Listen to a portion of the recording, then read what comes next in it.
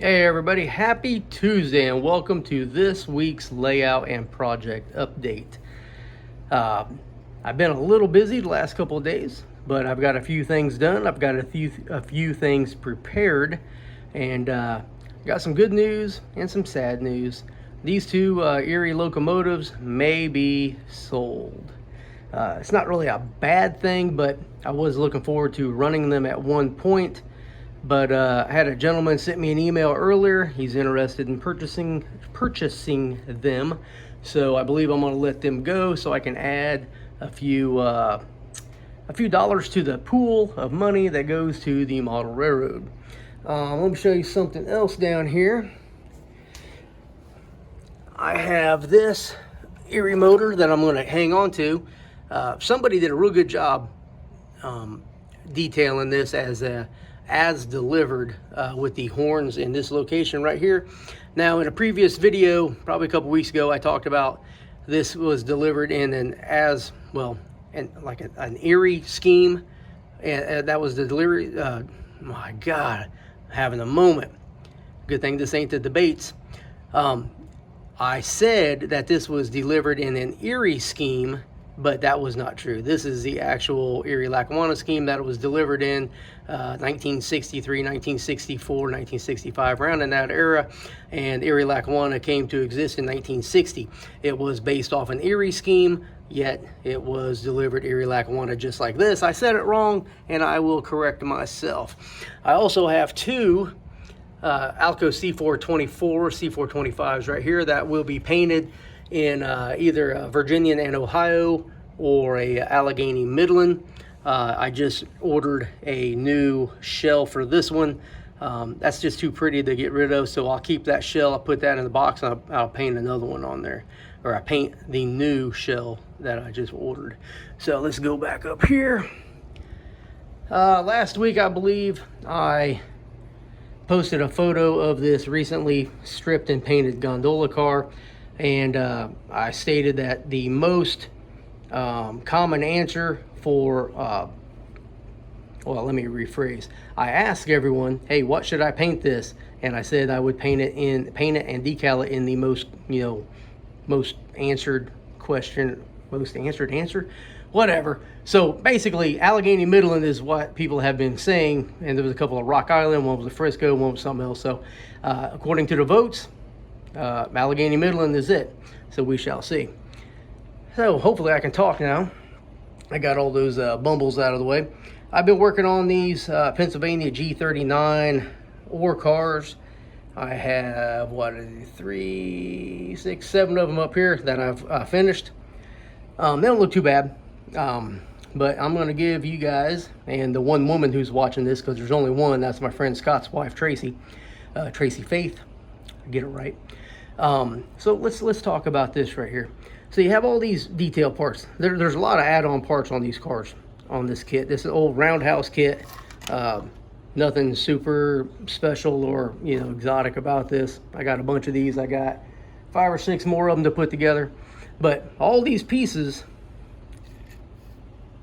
all around there, focus, are all separately applied. All these are separately applied. And then you have the weight on the very bottom. So my advice to y'all is this. First off, when you open up the box, dump out the package, all these parts are on these little sprues, right? So when you trim them off, sand them, because all the little nubs, you'll cut them off, but there'll be a little nub on there. And let's see if I can find one here. There's a couple of them here. Focus. And you can see them, like right in here. It takes away from the model. So if you're a serious model railroader and you're serious about doing a good job on your models, take a little extra time, cut the pieces off the sprue. You get a little sprue nipper is what I use, and then I lightly sand it on one of my wife's fingernail sanding file things. She has a ton of them. She won't miss the ones that I took. And I sand them off just a little bit. Just a little bit. It makes the model look so much better. It also preps some of the plastic, where you're going to glue it at. Makes it adhere better and all that. And once again, these are, they're not complicated. It's just, take a little time to do it. I might be able to put a car like this together in a day, start to finish, and it's okay, to take 2 or 3. But most of the times I'm painting trucks, I'm painting wheels, and yes, I am sanding the parts. And something else, let's go over here. Hope that wasn't too fast. Yeah, I know, it's a hot mess. I haven't cleaned it yet. But on your weights, some weights have a little bit of like flashing on there. So I painted these black, and I didn't realize that there's some flashing on here. But these are right in the position where when the trucks are sitting there, the wheels will hit that. And if you have metal wheels, you're gonna have shorts. So I have one already shorting out, so I have to double check all that. My advice is to take your time, take some extra time, read the instructions, because you'd be surprised how many people don't put the brake apparatus on properly. This is your reservoir, this is your valve, and this is your brake cylinder. And they'll be all over the place. So in the 7 models that I bought already put together, I think 4 of them were put together wrong. So just a little tidbit. And months ago I talked about I was going to do a vent video or a gripe video or something like that, and things that really just kind of get me ticked off, and that's really it. I have wasted money and time buying something that was already put together that I didn't, and it was my fault because I didn't look at it good enough before I bought it. And I'm going to show you exactly what it is. I bought all these coal hoppers, and when I went to take them apart to do a little work to them, see if I can get up here, somebody had glued the hell out of them. Now, when you're using glue, less is more, but there was so much glue on here, and they glued the little piece of metal, the little clip there that holds the coupler in place, and basically I destroyed these cars. So I paid about $7-8 a piece for them, and then I literally destroyed them when I got home, because when I took them apart they just broke because there's so much glue on there, and I just couldn't do anything with them. So that was a very valuable lesson that I learned the hard way, and I hope you heed my advice. Anything you buy on consignment that's already put together, take a real good look at it. And if you're like me and all of a sudden now you need reading glasses, take them reading glasses with you, because I didn't have mine and it cost me about $120, and it's just ridiculous. So I can repair them pretty easily if I can buy some new frames. But every frame that I find on eBay that will fit that is $8. Now, I'm not going to spend $8 on a car that I already spent $8 on just to put, a new frame on there, and I don't even got the brake apparatus and all that stuff to go on there. So I am literally screwed out of a little bit of money. But if you want them, let me know. I'll give them to you. I'll just send them to you. Just send me your address. I'll just send you those cars. You can fix them yourself. So back here I got some Virginian SD40-2s. I think I've talked about these enough. But I did do some photos over the last couple of days, and I sent some photos that I reworked with my AI program, and I put in a sky and some stuff like that in there, and I sent those to Tony Custer. But this might be tonight's thumbnail, or I just might put a couple of these photos that I did at the end of this video. That's what I'll do. I'll put them at the end of the video. It'll take you about probably 30 seconds to look at them all as they go by. Like a slideshow, and it's the same photo, but I did like 7 or 8 different sky backgrounds on there. So I'll let you take a look at that, and you might think that's kind of cool.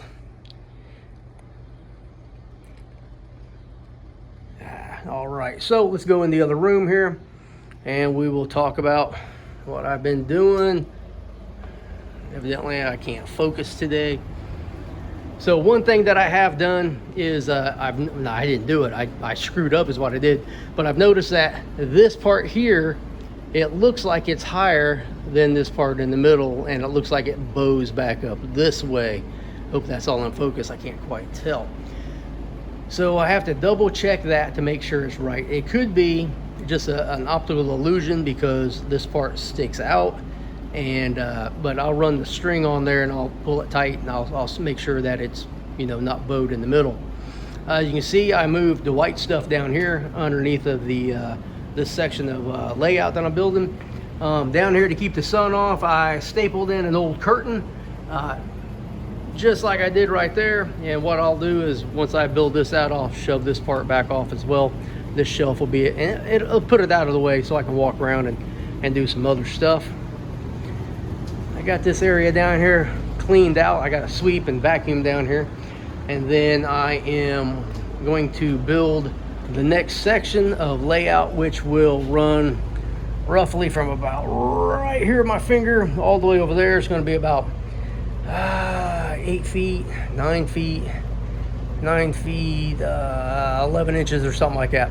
And the reason I'm not making my normal 8-foot section or my 8-foot module, if you will, is because that would put it like right in the middle of the window and it messes everything up. So this part is really, it's not difficult, but if they made 1 by 3 by 10 foot, I'm having a debate moment. If they made 10-foot long 1 by 3s, I wouldn't have a problem. But these windows have kind of screwed everything up. So I have enough wood, plywood, and foam to get the next 3 sections built, and then everything will tie together and be nice and ready for some track being laid and some paint. The last piece that I have to build and put in will be this little section right here, and I don't know, it's like 13 inches from here to here, and it's like 12 inches back here or something like that. So it's not square, so I got to make a real wonky piece that'll fit in there as a piece of foam. And then I can run some track. I'll at least have a loop set up so that I can start running trains in a loop. And I know people, talk a lot of smack about just running trains in a loop, but I really enjoy just listening to the trains go around, and it really works in my engine, or works my engines very well, and breaks in a bunch of them. I don't know if you can see the deer out there. They've been out here all day eating, lounging in the shade. But nothing really has changed here. I just been kind of, looking at it and debating on what I'm going to do. And there was originally going to be a TOFC track here. I've taken that out. It's just going to be a real short run around track. Basically, a locomotive can run around about 3 cars. That's going to be about it. All these pieces here, I will start soldering together, and I will take a Sharpie marker, and I'll basically just draw a line on the outside of the track, and then I'll take everything up, and then I'll paint that area black, because this is all going to be center ballast. And then I'll go through and I'll paint, approximate where my roads will be and parking lots and stuff like that, and I'll use a gray for that, and then I'll paint everything else brown. And it's easier to paint brown over gray if I change my mind versus gray over the brown. And that is about that. It's pretty common sense, but hey, you never know. Common sense ain't common. I learned that in the Army. So here are the pieces that I have all prefabbed and ready to go. Of course, this is the 8-foot section. There's all the cross sections in there. I'm doing 16 on center, and for the width of, or the length of 8 feet. I cannot talk today. I'm about starved to death. My wife's in there making me some dinner. Maybe I should just delete this and start over. I don't know. But here's one piece here as well. What I'll do is I'll glue those together, and I'll use my nail gun. I'll shoot some nails in there, and then I'll go back through and drill a couple of 1/8 inch holes and use some drywall screws, 1 5/8 drywall screws to hold it all together. And that piece right there will fit right there. And then once I get this whole section put in and this level, I'll put the foam on there, and I will start working on this whole transition piece, because it'll be a curve right here, kind of like I've done in every corner. The foam will curve like this, and then I'll put a piece of 1x3 down here to support it. Now this little part here don't need it, because 2-inch foam's pretty sturdy, but I'll do all that down here. And I'm gonna tell you something. I got a compliment, and I'm gonna tell you about my compliment that I got today, and then I'm gonna go ahead and close this off because we're about pushing 15 minutes. I had a gentleman that emailed me, same guy who asked to purchase those Alco locomotives, and he told me that he really appreciated my videos because I wasn't on here trying to tell people how to do things.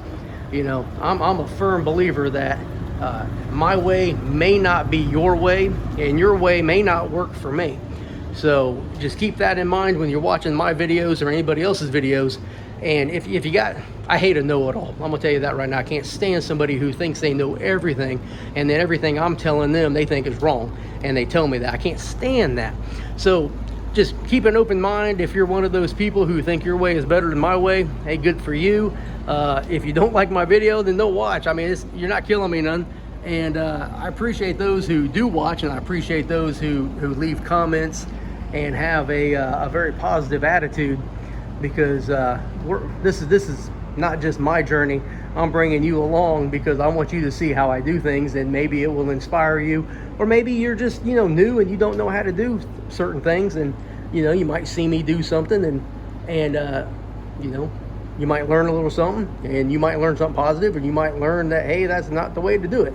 So it's all up to you and your perception, because your perception is your reality. And I forgot about this one last thing, and then I'm gonna close this off. A couple weeks ago, I posted that I had this little piece of plywood cut in and stuck in. Well, I went ahead and made my brackets to hold it in place. Made a little bracket up underneath there to hold it in place. I glued it all together, and I put in some nails to secure it as well. I will paint this white to match. It's like just a primer, and then what I'll do is I'll put some caulk in here, and I'll seal up this seam, and then it will almost be ready for some epoxy. I would like to get the epoxy. I would like to do it this year, but I'm probably not going to be able to, because I still got a whole ton of work to do on this whole the banks and the riverbed itself, and some other things. But eventually it will have epoxy. But the other little water scene that I was working on the other side of the layout with the small bridge, it should get epoxy here in a couple of weeks. I'm really excited about it. I'm waiting for it to heat up in here some more, and I'm gonna let it get as hot as it can get outside, and then we'll pour that epoxy, because I want it to cure properly, and I think that will do it nicely. Well, if you like this video, I challenge you to go watch another. Hit like, hit subscribe, hit comment. You can hit that little notification bell too if you want. I'm only posting about once a week, and maybe a short. I throw some photos up on the community side. I don't know if you're familiar with that, but if you're a subscriber, some of my photos that I share will be there. It's kind of like Instagram or a Facebook type of thing, minus all the drama from Facebook and all the bots, you know, sending me, you know, friend requests on Instagram because they think they're models and they're really not. So once again, like, subscribe, comment, share the video, go watch another video, go watch 2 videos, go watch 3 videos, and come back here in a few days and see what I talk about next. Have a good night.